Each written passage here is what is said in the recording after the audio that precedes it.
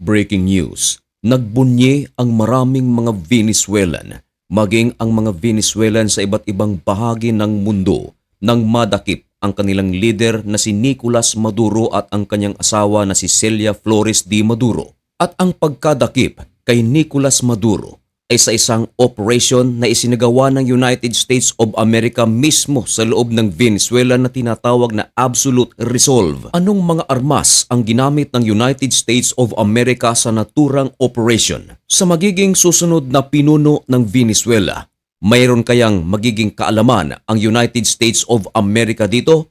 Yan ay kinumpirma ni US President Donald Trump. Ano naman kaya ito?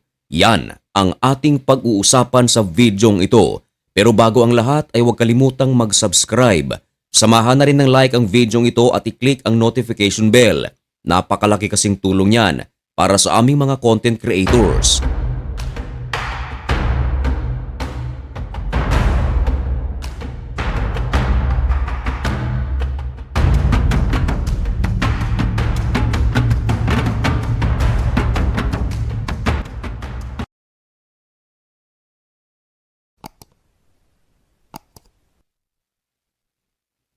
Maligayang pagbabalik mga kaibigan.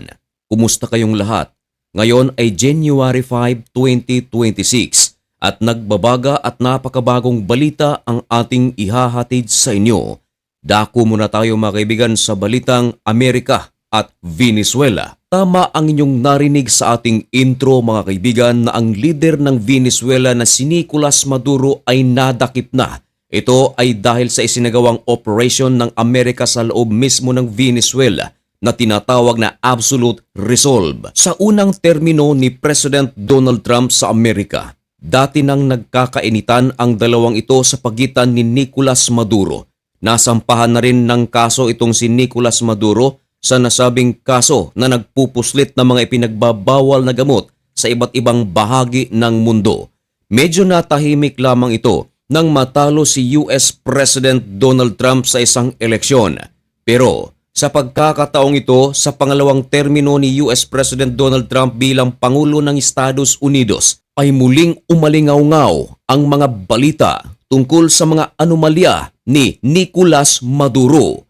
Maraming pagkakataon na umatake ang puwersa ng Amerika sa Caribbean waters dahil sa mga bangka o sasakyang pangdagat na nagmumula mismo sa Venezuela at ang karga nito ayon sa Amerika ay mga ipinagbabawal na gamot. At ang protektor nito ayon sa Amerika ay walang iba kundi si Nicolas Maduro. Kaya bantay sarado ang Caribbean waters. Nagpadala ng napakaraming mga warships ang Amerika, aircraft carrier, mga fighter jets.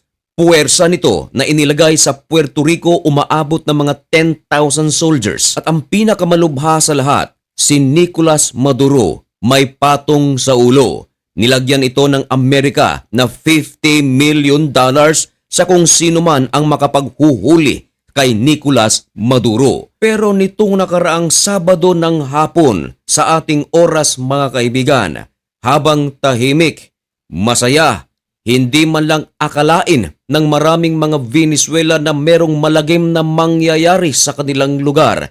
Sunod-sunod na pagsabog ang narinig, mga fighter jets ay pumasok, mga helicopters at iba pa. Yun pala, inaatake na ng US forces ang Venezuela. Makikita sa videong ito ang ilan sa mga resulta sa mga isinagawang pag-atake ng Amerika. Wasak na wasak ang maraming mga lugar. Hindi basta-basta ang operation na ito sapagkat ayon sa ulat, umabot na mga 150 fighter jets ang ginamit ng Amerika sa operation na ito. Gumamit ng mga bombers, electronic warfare planes, intelligence and surveillance aircraft. Gumamit din sila ng napakaraming helicopters. Meron pang ang rotary aircraft. Mapapansin natin na sa dami ng mga equipments na ginamit ng United States of America sa naturang operation, hindi talaga ito biro. Talagang wasak kung wasak. At matapos lamang ang ilang sandali, inanunsyo agad ng United States of America na dinampot na nila si Nicolas Maduro at ang kanyang asawa na si Celia Maduro. Ayon sa Amerika, Walang kagamitan ng Amerika ang nasira sa operasyon na ito. Wala ding mga sundalo ang nasaktan. Pero mga kaibigan, katakataka rin dahil sa pagkahuli kay Nicolas Maduro, marami ang nagpasalamat kay US President Donald Trump tulad na lang ng inyong nakikita sa larawan. At maliban pa riyan, nagbunyi ang napakaraming mga Venezuelan sa iba't ibang bahagi ng mundo. Masayang masaya sila sa balita nang madakip na itong si Nicolas Maduro. Ang sigaw ng karamihan, at last, nakalaya na raw sila. Marami rin sa mga world leaders ang nag-react dahil sa operasyon na ginawa ng United States of America sa Venezuela. Isa riyan mga kaibigan ay ang Prime Minister ng Israel na si Benjamin Netanyahu. Nag-congratulate pa ito sa ginawa ni Donald Trump sa Venezuela. Pero ang Pilipinas mga kaibigan, nanawagan na gawin ng maayos at may kapayapaan ang operasyon ng United States of America. Kinundi na naman ng Russia, China at ibang mga bansa ang ginawa ng Amerika sa loob ng Venezuela. Isa sa mga importanteng tanong ngayon kung sino ang susunod na magiging pinuno ng Venezuela. Sa ngayon mga kaibigan, ayon sa konstitusyon ng Venezuela na in the absence of their leaders or absolute absence, ang papalit ay ang vice presidente. At ito nga ay si Delcy Rodriguez. Pero ayon kay Delcy Rodriguez, sa loob ng 30 araw ay tatawag ito o magsasagawa ito ng eleksyon.